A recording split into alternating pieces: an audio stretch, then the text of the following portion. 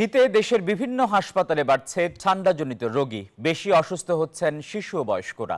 হাসপাতালের বিস্তারিত জানাতে রাজশাহী ও কুমিল্লা থেকে যুক্ত হচ্ছেন সহকর্মীরা। প্রথমেই যাচ্ছে রাজশাহীতে মতিউর মুর্তজার কাছে। মুর্তজা, হাসপাতালে ঠান্ডাজনিত রোগীর চিত্র কেমন দেখছেন?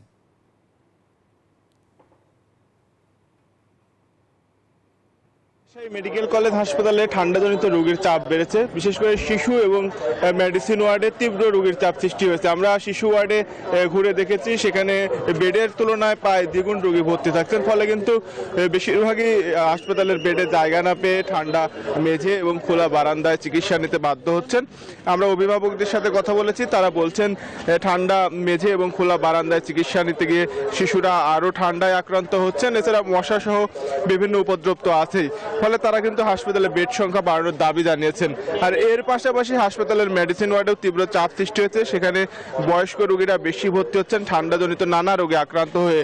আমরা হাসপাতাল কর্তৃপক্ষের সঙ্গে কথা বলেছি, তারা বলছেন তাদের পূর্ণাঙ্গ প্রস্তুতি রয়েছে, নার্স এবং ডাক্তারের সংখ্যা বাড়ানো হয়েছে, চিকিৎসা সরঞ্জাম প্রস্তুত রয়েছে, রোগীর সংখ্যা বাড়লেও চিকিৎসা সেবা কার্যক্রম স্বাভাবিক রয়েছে। আর রাজশাহী মেডিকেল কলেজ হাসপাতালে ঠান্ডাজনিত রোগীর পাশাপাশি বার্ন অ্যান্ড প্লাস্টিক সার্জারি বিভাগে আগুনে দগ্ধ হওয়া রোগীর সংখ্যা বেড়েছে।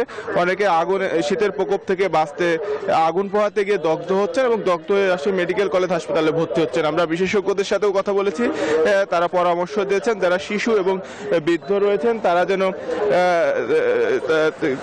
তাদেরকে নিরাপদে রাখতে হবে, কোনোভাবে যেন ঠান্ডা না লাগে সে বিষয়ে সতর্ক থাকতে হবে এবং তাদেরকে যদি বাইরে বের করা হয় অবশ্যই গরম কাপড় পরিয়ে তারপরে বাইরে বের করতে হবে। এবং এর পাশাপাশি বিশেষজ্ঞরা বলছেন যে শীতের প্রকোপ থেকে বাঁচতে কোনোভাবে আগুন পোহানো যাবে না এবং আগুন পোহানো থেকে অবশ্যই বিরত থাকতে হবে এবং সব শিশু এবং যারা বৃদ্ধ রয়েছেন তাদেরকে সতর্ক অবস্থায় রাখতে হবে। এই ছিল রাজশাহী মেডিকেল কলেজ হাসপাতাল থেকে সর্বশেষ। কুমিল্লা থেকে আরো খবর জানাচ্ছেন সহকর্মী মহিউদ্দিন। আমরা যাচ্ছি মহিউদ্দিনের কাছে।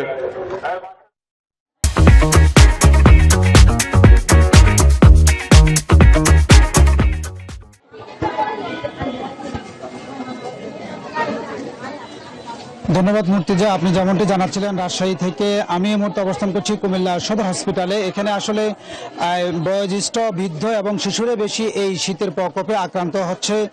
বিশেষ করে হসপিটালে যারা ভর্তি হওয়ার যোগ্য তাদেরকে ভর্তি দিয়ে চিকিৎসা দেওয়া হচ্ছে। এছাড়া সদর হসপিটালে বিশেষ করে এই শীতের প্রকোপে প্রায় 1000-এরও অধিক আউটডোরে রোগী দেখছেন এবং সেখানে স্বাস্থ্যসেবা সহ বিভিন্ন ধরনের যে আক্রান্ত হচ্ছে তাদেরকে সেবা দিচ্ছেন। তা আমি এই মুহূর্তে কথা বলবো যে এখানে কুমিল্লা যিনি জরুরি বিভাগের যিনি ডাক্তার রয়েছেন আবাসিক মেডিকেল অফিসার, আমরা তার সাথে কথা বলবো।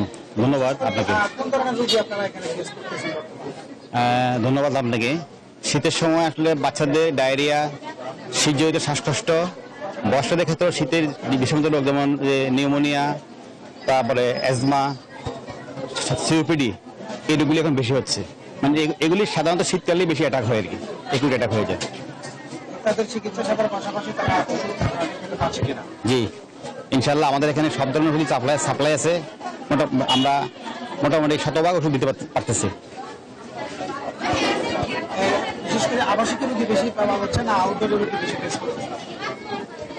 দুই দিকেই বেশি তুলনামূলক, তবে ওই যে আবাসিক ক্ষেত্রে ডায়রিয়া জনিত রোগীটা এখন অনেক বেশি আছে আর আউটডোরও রোগী বেশি। ধন্যবাদ।